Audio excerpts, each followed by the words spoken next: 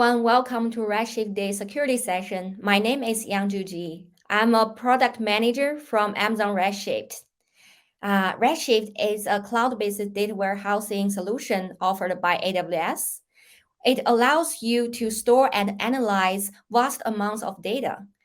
As many other cloud-based services, ensuring the security of your data is utmost importance. So for today's session, we will start with a common customer use case and show you why security is playing an important role in your modern data warehouse architecture. Next, we will have an overview introduction of Redshift security capability. Then I will introduce two new launches we announced very recently, and I will give a demo to one of the features.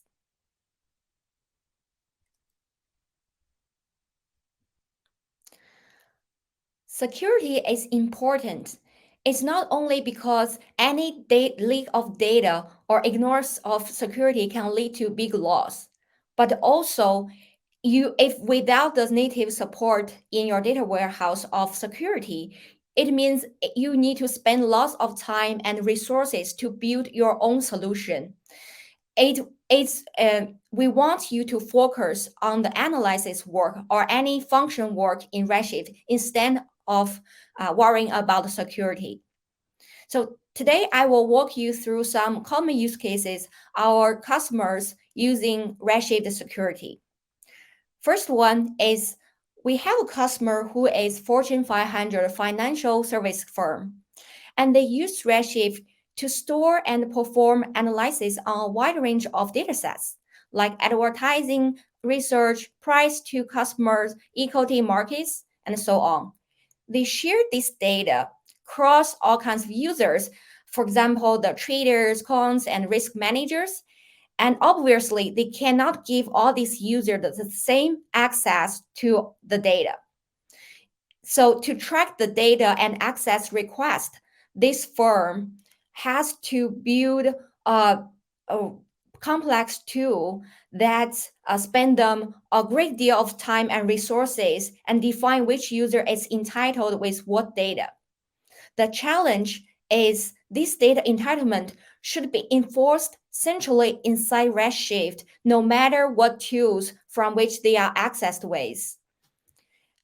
So this gives our challenge that the customer want the access control based on their user permission and role definition.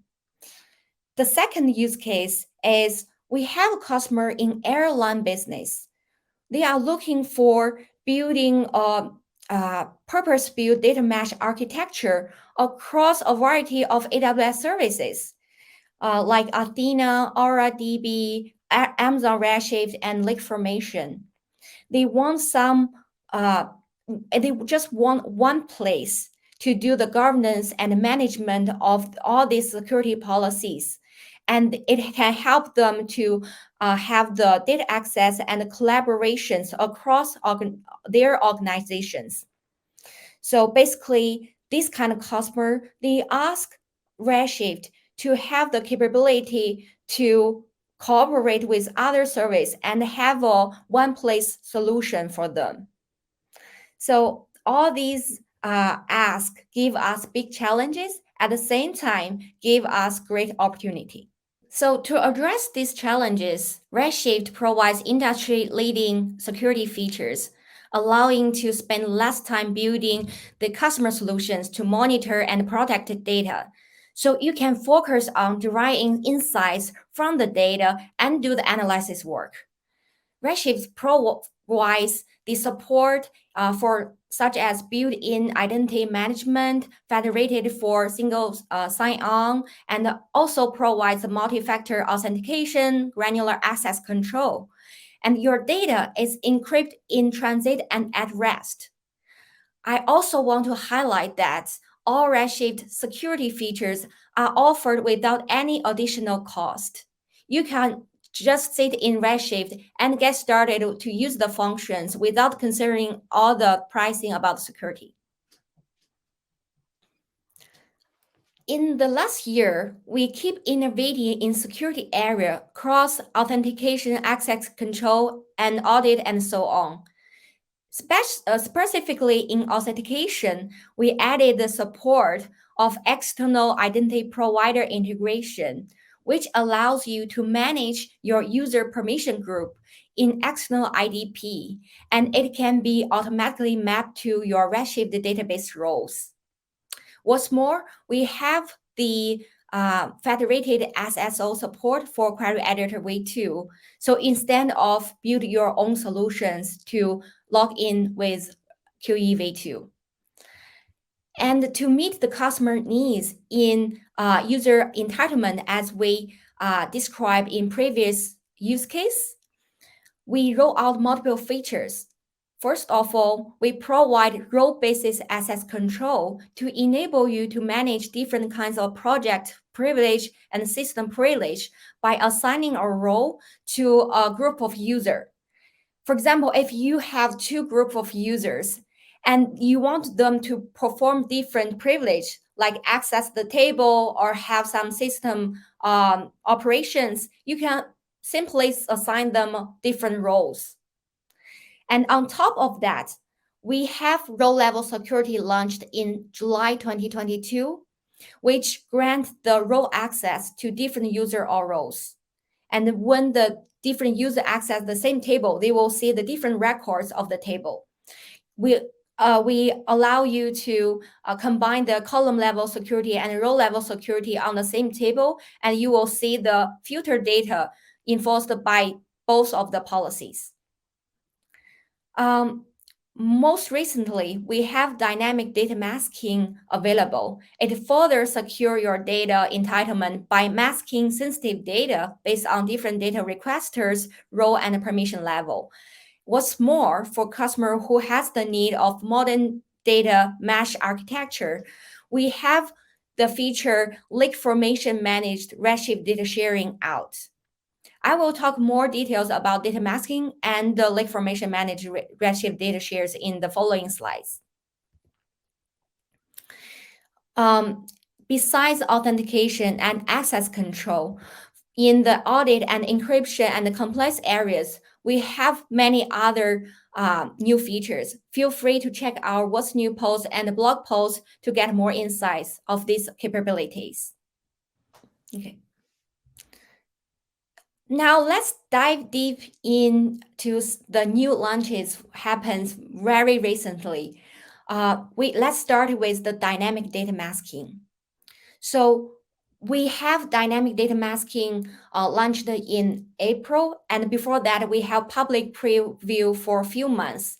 We received very positive feedback for the customer who already tried this feature. You can see the code from the bevel on the screen.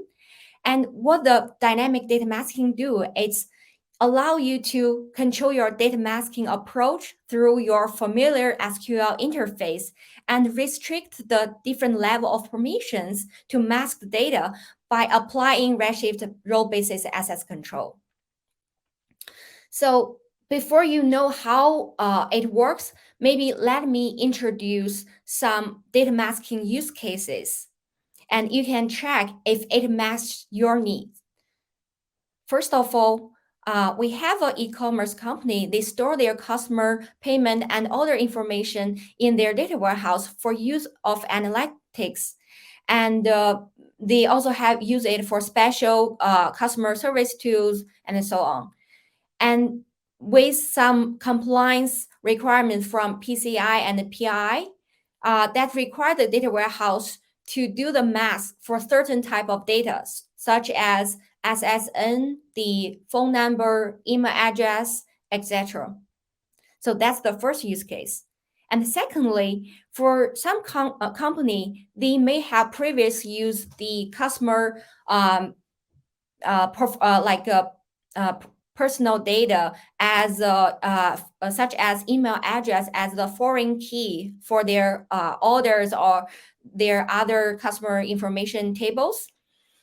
Due to the new regulations such as GDPR regulation, the company, they need to hide this PI data from their data science team or some team. They don't have access to this kind of data, but they still want to keep the data logical, so they can query the data still with the same foreign key. So the hashing function in the data masking words will help to achieve this kind of special needs. Thirdly, there are many roles in a company. Of course, like we mentioned when we talk about access control, you might want the different users with different roles. They have different access to the mask data. They might not have the same level of mask capability. So based on all these needs, we roll out the data masking capability in Redshift. There are some properties we have for data masking. First of all, obvious is dynamic. So compared to the static data masking, which will alter your data and it will physically change your data in your table, the dynamic data masking will keep the data still viable for software development, testing, and analytics. It only masks your data at query time. Secondly, Redshift provide the different level of permissions to the mask data by applying the role basis access control, which give you granular access control on the mask data. And we provide the flexibility of defining the way to do the data masking. For example, you can choose to fully mask your data, obfuscated the data, or hash the data. And the last but not least, we provide multiple choices of masking condition, including the reference table or the conditional column on the same table. You can do the masking based on the value of other column in the same table. On the diagram on the right of the slides, it shows how it works. First of all, we have an out-of-box role SecAdmin who can control the creation of data masking policy and who can manage the different roles. Now, when a data masking policy is created, the SecAdmin can attach these policies to the different roles and grant the role to the user. We have the user 1 and user 2 here. When they access the same table, they might see the different result. The user 1 see the partially masked data and the user 2 see the fully masked data. So this is how the data masking work in Redshift. And we also support the combination of row-level security and dynamic data masking. When both of these type of access control policies apply to the table, the table is filtered first by the row-level security, and then it apply the masking rules on top of it.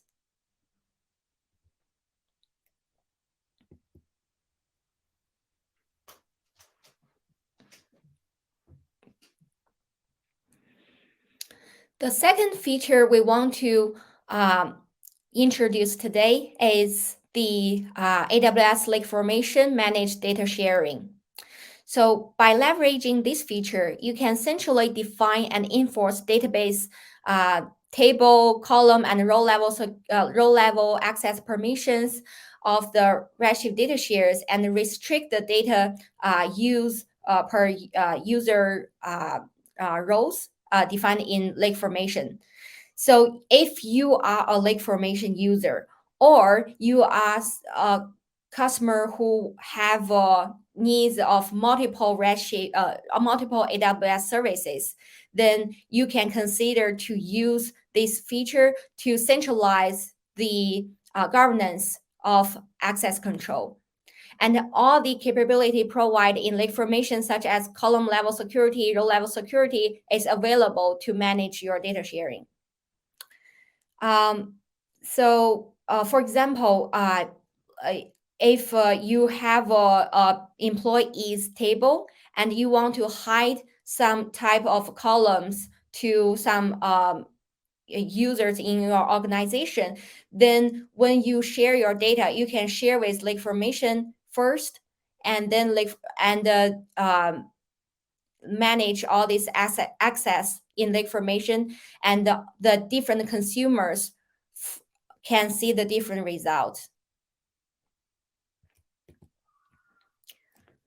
I have a also diagram shows how it works.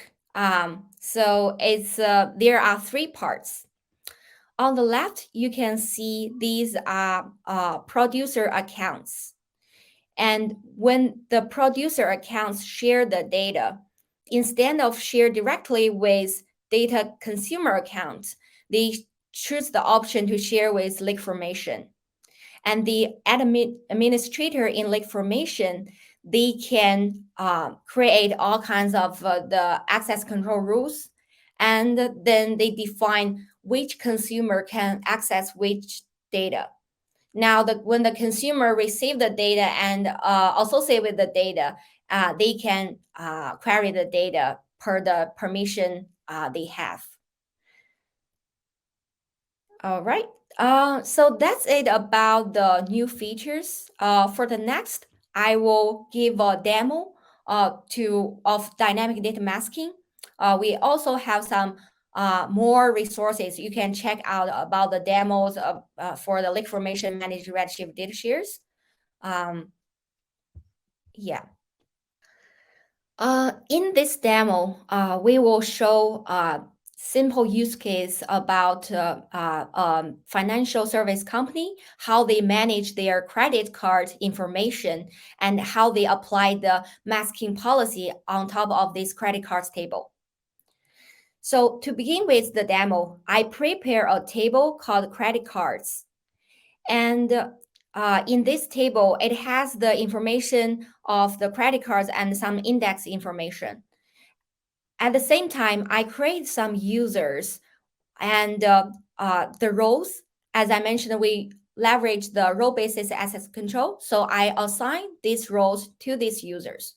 Okay, let's go ahead, run this preparation work. Okay, cool. Now all the table is created and the user is created. I will assign the role to the user now. Cool.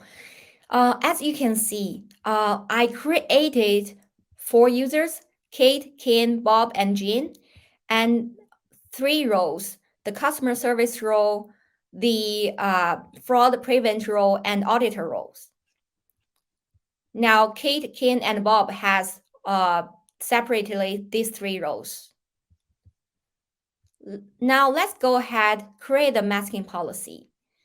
So you can run a create masking policy SQL command to create the policy, and there are a variety to choose how to create the policy. In the first example, I create the policy with manipulation function, which replace all the digits with this cross symbol.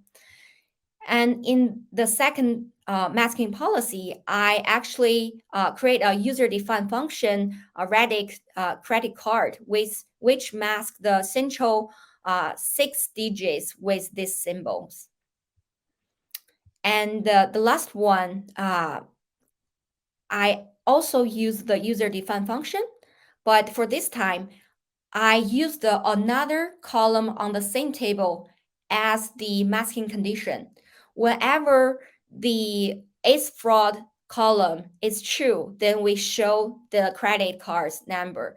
When it's not considered as a fraud, we just return now. Okay, so I will hit the run button and create these masking policies. Cool. Seems all the policy created successfully. Okay. In order to check if these policies are created successfully or if it already exists, you can run some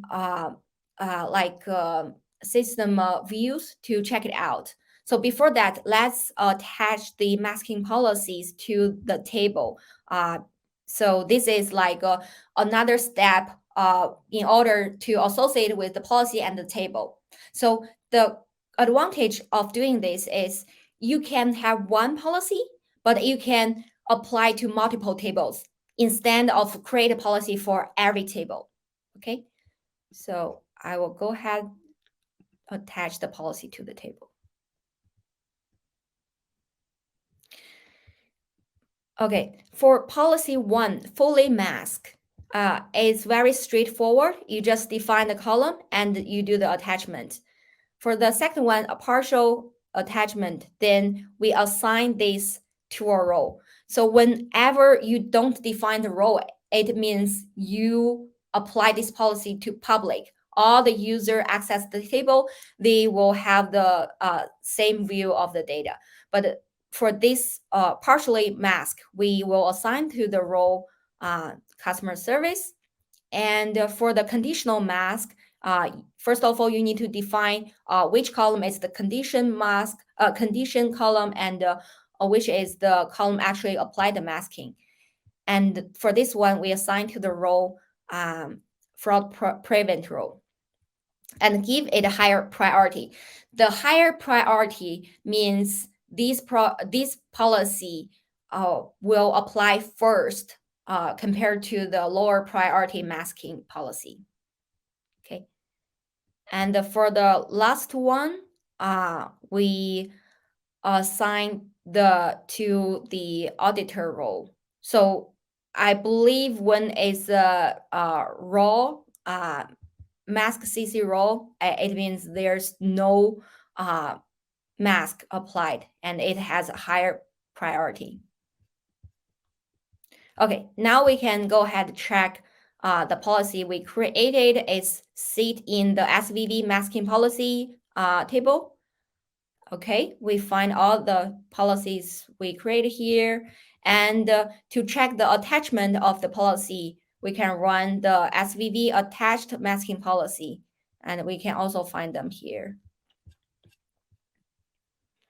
Okay, now we have everything ready. We can check it out what the result looks like. For the user Kate, we set the session as the Kate, and because if we check before, the Kate was assigned with a role of customer service role, and for customer service role, the masking policy attached it is partially masked. So if you see the result here, the credit card is masked the middle 6 digits. And now we change the session to kin, and we can see that there is a conditional mask applied to user kin, and it's based on the ACE fraud column here. When the ACE fraud is false, the credit card is hidden. And when it's true, we show the credit card because this will help the people to audit the fraud credit card. And for user Bob,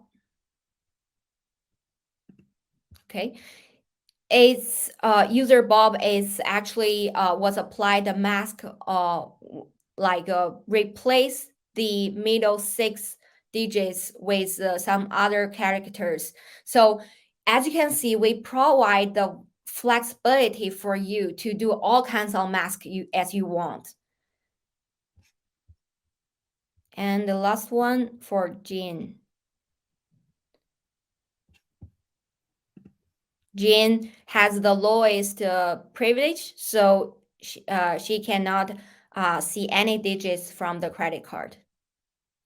Yeah, so this is a short demo about how the data masking work. Feel free to explore this function and apply to your data set and see how it meets your requirement of data masking. Yeah. That's all for today's session. For the next step, I encourage you to check in with your account team and continue to learn more about what's new and make sure you take advantage of the latest features. So I listed some resources. You can check it out and get started today. And we have early release of Aureli's published book about Redshift, the definitive guide. You can scan the QR code here and check it out with the early release. Thanks for attending this session and see you next time.